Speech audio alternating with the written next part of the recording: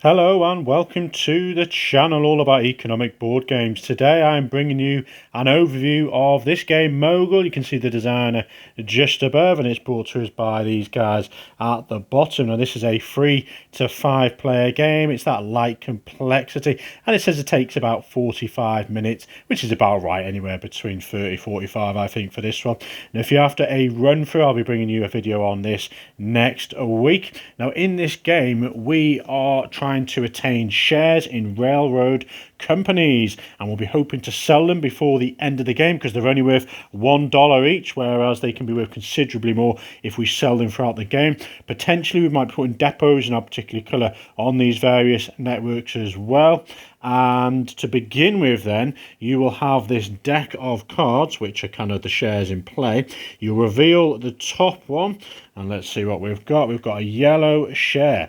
We then pay out dividends for each player, $1 each. So you can see these guys have got one, so they'll go up one on this kind of real estate track. And these guys blue have got $1, so they'll go up one. And these have two, so they'll go up $2. So the more shares you have in that railroad company, the more dividends you're going to get paid out. And then the person who revealed the card will bid first. And you've got these kind of auction chips. Now these aren't necessarily worth anything, but at the end of the game, each 5 you have will be worth $1, which is a movement on this real estate track. So technically the theme is you're investing in railroad companies back in the 1920s, but at some point the stock market crash is going to happen and you're going to want to sell out of your investments in these and put them in real estate, which is represented by this sort of victory point track around the side, which is currency in the game. So in terms of the auction phase, then you've got this lovely wooden bowl here. The yellow player is starting up. They're going to put one in. Now I should add that all these cards are face up, but your auction bidding chips are secret in your hands, so you never quite know the potential other players have to remain in the auction. So the next player, blue, is like, okay, I'm going to participate. Reds are thinking, right, this is too rich for me. I haven't maybe got many chips left, or I'm trying to reserve them for a card I particularly want. They would then take all the chips that remain in the bowl, and they're out for this particular auction. They can remain in other auctions on future rounds, but for now they are not in the running to bid for this card. Yellows go back up and they're like, okay, I'm going to bid one. Blues thinking, okay, I am passing. They take the chips in here, and we've ended the auction. The yellow player has won this particular card. Now what can they do? They can either, two things, take this card and put it in their portfolio, and that's kind of, potentially giving them more dividends on future rounds and more opportunities, well, potential to sell them at more shares to sell, which gives them greater value. Or they can do this bottom action. So one or two things. Now this bottom action has a different colour, and you can see they stay consistent throughout the shares. So you can see blues here are all about the black ones, purple and yellow. And this is interesting dynamic because there's 8 yellow shares out there, but it's the yellow shares have to come out for the blue action to be on there to sell them, and you can see there's 9 blue cards. So there's an interesting mathematics as to how many you can sell and what times you can sell them and what have you. So are they going to keep this share here, or are they going to do the bottom action? Now, this bottom action here is about selling your blue shares in this case. So this player could sell all their blue shares. You can't sell a mixture, you have to sell all of them or nothing. Now if they do sell them, fair enough, they'd sell this, and the value of this blue share at this particular moment would be the quantity of blue shares out there in play, including this card. So we've got 1, 2, 3, 4 blue shares. That is $4 this is worth. They would sell that, move themselves 4 up on the track. This card would go out the game, and that would be selling. Or if they didn't want to sell, they could see this option to put a depot on the board on the blue track. So they could take one of these, and you can see there's these various routes. Some of them have 2 colours, which is great, giving you more opportunities to score at the end of the game. And they're like, okay, I'm going to go on this blue spot here.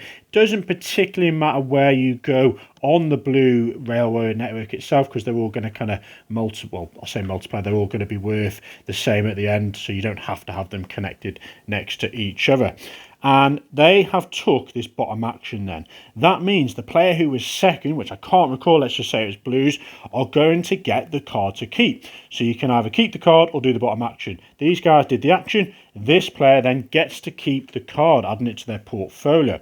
Now, interestingly, even though these guys won the auction, whoever has acquired the card will start the next auction round. And again, it starts a whole new round with revealing the top card. It's yellow again.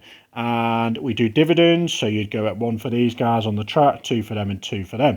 And these players, this player, the blue, will actually start the auction because they acquired the last card. And you literally continue. So let's just do one more. So red's like, okay, I'm passing. Again, they're out of it. They're trying to get their bargaining chips for, you know, something they really want. Yellows then are like, okay, I'm in. Blue passes, yellow win again, and they're thinking, do I want this card? I'm going to keep it this time, so they decide to keep that, which gives second place, which is blues, the option to either sell all their blues or they could put a depot on. Now let's give you a demonstration of selling then. So they're going to sell this. There's how many? 2, 4 in play, so they get a bump up of 4. This goes out of the game, and we've shown you selling. These guys had acquired the card, so they would then reveal the top one and they would start the bidding. Now, once you get to the bottom 4 cards, you will have shuffled a stock market crash card. You can see here it is, so you don't quite know where it's going to be, but it's in those bottom 4. That will trigger game end. You will then add up the values of the shares, and they're only worth $1 each. So you could see that, you know, these guys sold that one blue share for $4, was it? Whereas now you've got 2, 4, 6. All this portfolio is only worth 7 at the end, so you want to sell them. You will equally get $1 for each of these 5 bidding chips you remain. Now, looking at the board then, how you're going to get points here is for each depot on the routes. You can see this purple route's got 1, 2, 3, 4. So that means each depot is worth 4. So that's basically a square root, isn't it? 4, 4, $16 on your real estate. And then equally for the brown track, they'd get 1 for that. If they did have 2 on this one, you know, and this was the case, it'd be 1, 2, 3. 3 times the 3 is 9. So everyone figures out what their depots are worth. Now, interestingly, you only get 6 of these depots in the game, and if it comes round to you've become second in the auction or first, and you've decided to do this option here, you're going to have to move an existing depot. You don't have to; you can keep it where it is and you know, skip this go. But if you do want to move it, you can do so then, and that's the only way you can move them. Now and then basically you get your $1 here, your $1 for each 5.